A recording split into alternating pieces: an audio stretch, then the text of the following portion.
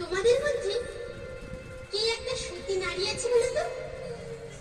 আমার যে একটা সতী নারী দরকার। এই কথা শুনে কুটিলা লাফিয়ে উঠে বললেন, আমি সতী। জটিলা বলছে, আমি সতী। কুটিলা বলছে, না না, আমি সতী।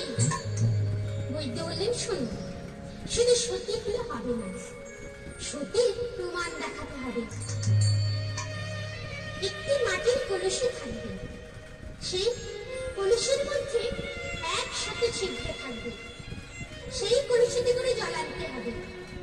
আর যে যমুনা থেকে জল আনবে না, সেই যমুনার কেশ দিয়ে সেতু বানানো থাকবে, সেই কেশ সেতু থেকে তোমাদের যমুনা দিয়ে জল আনতে হবে। জটিলা কুটিলা বলছে, তা আবার পারবো না। জটিলা বলছে, আমি যাব। কুটিলা বলছে, আমি যাব। কুটিলা বলছে, দেখ না, তোর বয়স হয়েছে, তুই এই বয়সে জল আনতে যাবি, তোকে মানায় না। আজকে আমি জল এনে মান করে দেখিয়ে দেব কুটিলা সতী কিনা। সবাই আমাকে বলে না কুটিলা কুটকুট করে ঝগড়া করে, আজকের প্রমাণ করে দেখিয়ে দেব কুটিলা সতী কিনা। তাই কুটিলা আমাদের জল আনতে চলেছেন কেমন করে?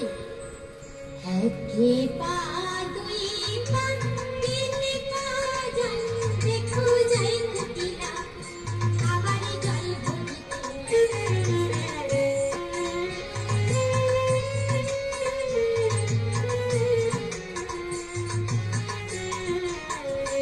আবার তিন পা চার পা পাঁচ পা জল দেখো যাই কুটিলা আবার জল ভরিতে।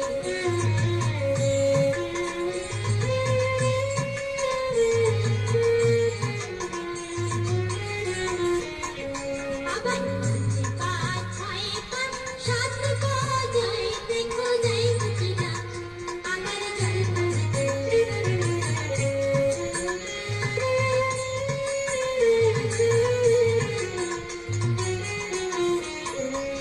সপ্তমে পদ দিল যে কি সেতু করে,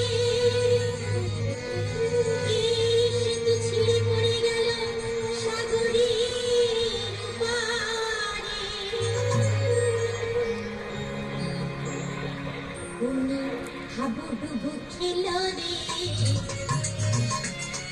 উনি হাবুডুবু খেল রে, যমুনাতে জল আনতে গিয়ে হাবুডুবু খেল রে।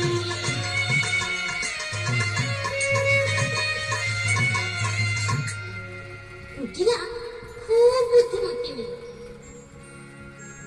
জলে পড়ে গিয়ে এক ডুব দিয়ে কিছুটা পাক মাটি তুলে কলসের পেছনে ভালো করে লাগিয়ে দিয়েছে। সেই একশত যে ছিদ্র আছে, সেই ছিদ্র বন্ধ করে দিয়েছে। দিয়ে যেই না কলসি ভরে জল তুলেছে, অমনি ভস করে ছেড়ে গেছে। কুটিলা লজ্জায় মাথা নিচু করে উঠে এলেন। তখন জটিলা বলছে, দেখেছিস তো, মাকে অপমান করে যাওয়া মানে কি তোর কোনো কাজ সফল হবে না। এইবারে আমি জল এনে প্রমাণ করে দেখিয়ে দেব আমি সতী কিনা। তাই জটিলা কি করলেন, উনি ঘরে করে চলেছে